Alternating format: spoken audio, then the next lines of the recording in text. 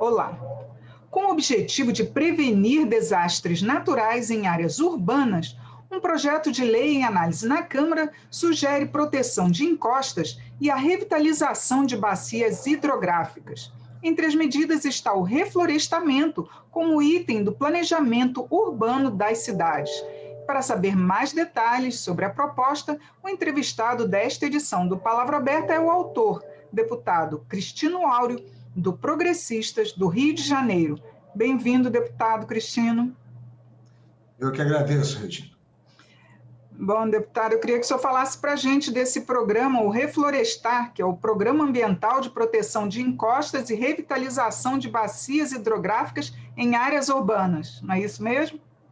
Isso. O nome ficou enorme, mas o objetivo é muito simples e, ao mesmo tempo, muito abrangente na solução que ele busca, ou seja, na sua meta ali. Nós sabemos que, muitas vezes, a chamada agenda verde do meio ambiente se pensa muito nas grandes florestas, né, na floresta amazônica, na Mata Atlântica, de um modo geral, enfim. Nós temos, e é justo que tenhamos, a preocupação com os biomas fundamentais do território brasileiro. Acontece que, quando nós olhamos para o ambiente urbano, há flagrantemente problemas que, por falta de cuidado ambiental, cada vez mais afeta a vida de todos nós, cidadãos, e principalmente aqueles que vivem em áreas mais pobres. Então, eu acredito que nós temos que ter uma agenda ambiental, sim, mas o principal elemento disso é fazer com que o ser humano, que optou por viver em áreas urbanas, então, até países, vamos dizer, menos desenvolvidos, com o IDH inferior ao Brasil, hoje se voltam para essa agenda, que é uma agenda do planejamento urbano, olhando para o meio ambiente. O Rio de Janeiro... Desculpa, não, é que o Rio de Janeiro é um dos mais afetados, inclusive a Mata Atlântica, que foi muito devastada, não é? Que está no meio de uma área urbana. Sem dúvidas. Então, assim, você mencionou o meu estado, e é ele que serve de inspiração, mas que a gente olha isso para a realidade brasileira como um todo. No caso do estado do Rio, a cidade do Rio de Janeiro, por exemplo, possui a maior floresta urbana do mundo, que é o Parque Nacional da Tijuca. Sim. Apesar disso, nós temos nas áreas de comunidades, de favelas, riscos ambientais que precisam ser urgentemente enfrentados. E nós observamos isso também em praticamente todas as grandes cidades.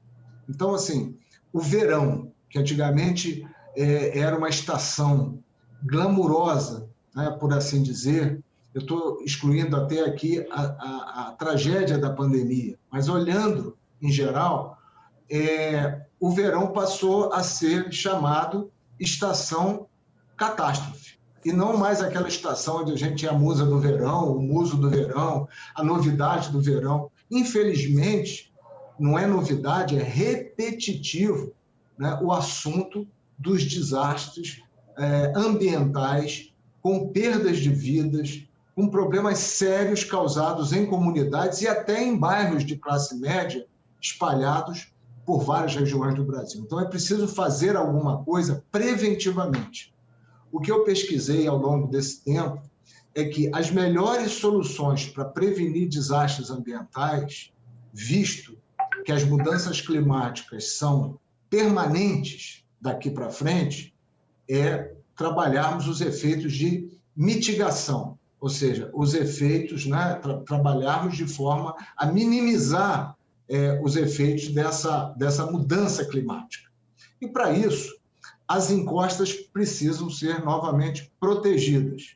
Então, até mesmo numa comunidade, numa pequena viela, onde você tem uma aglomeração de moradias precárias, de barracos, se nós, através do poder público, fizermos algum trabalho ali de conscientização daquela comunidade de que investimentos públicos em reflorestamento têm efeitos mais baratos e de melhor resultado a médio e longo prazo do que grandes obras de infraestrutura que nunca se consolidam, Então, a gente começa a dar passos na direção certa, que, embora possam durar alguns anos, né, ou possam nos tomar de investimento, de tempo e de trabalho alguns anos, mas certamente serão mais realistas do que ficar esperando que haja disponibilidade de bilhões de reais em obras de encostas, de infraestrutura, construindo muros de contenção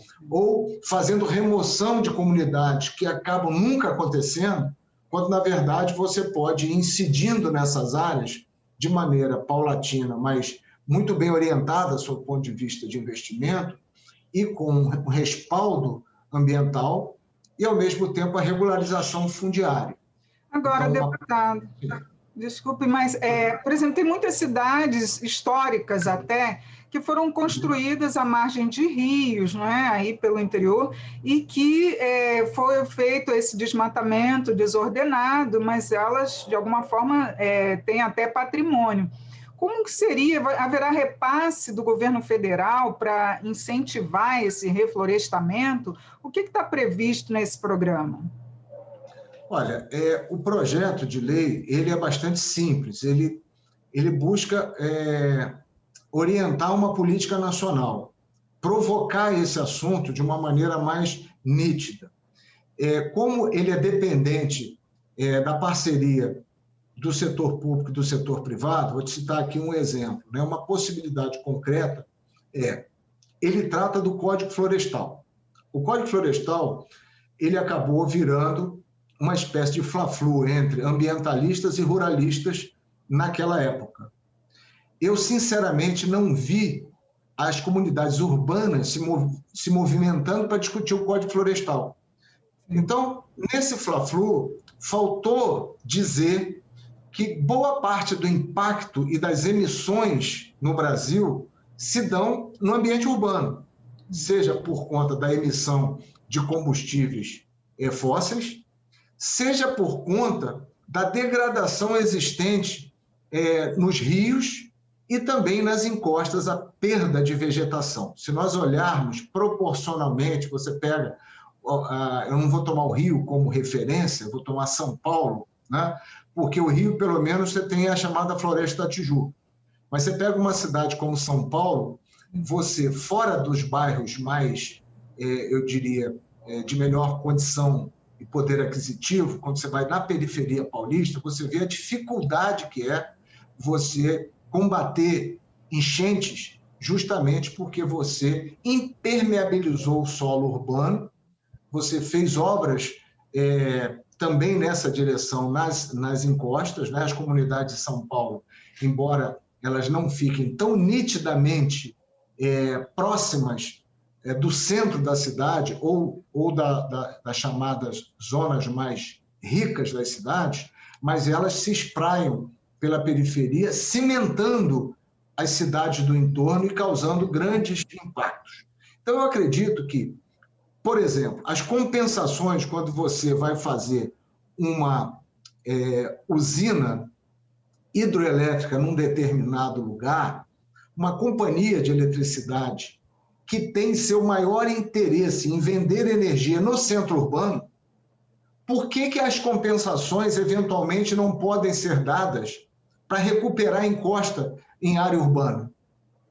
Por quê? Porque o impacto ambiental que aconteceu lá naquela floresta longínqua é por força de um processo comercial cujo resultado financeiro se dá em cima de consumidores que estão na zona urbana e muitos deles expostos a risco. Então, eu acredito que nós precisamos repensar como estabelecer fontes de financiamento para isso, porque o orçamento público não é algo de uma elasticidade, você não pode ficar inventando programa e criando despesa, por isso que eu sempre procuro, nas minhas intervenções, não ficar criando lei e obrigação sem dizer como. Então, o projeto cria uma política nacional e, ao mesmo tempo, que nós vamos discutir nas relatorias e nas comissões como é que podemos trazer o setor privado e suas compensações para dentro dessa discussão.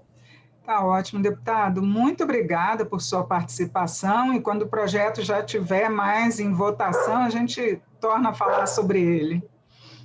É o que a gente deseja, né? O sonho, quando a gente projeta algo através de um PL, através de comunicação, é que ele saia desse plano, né, da concepção e da formulação para virar, é mais do que uma lei, porque nós não precisamos de mais leis, nós precisamos é que as leis efetivamente virem ações em favor da população. E obrigado aí pelo espaço, mais uma vez, da TV Campo. Eu conversei sobre uma proposta de prevenção de desastres naturais com reflorestamento, principalmente nas áreas urbanas. O autor é o deputado Cristino Áureo, do Progressistas do Rio de Janeiro. Eu sou Regina Assunção, agradeço a sua audiência. Até a próxima.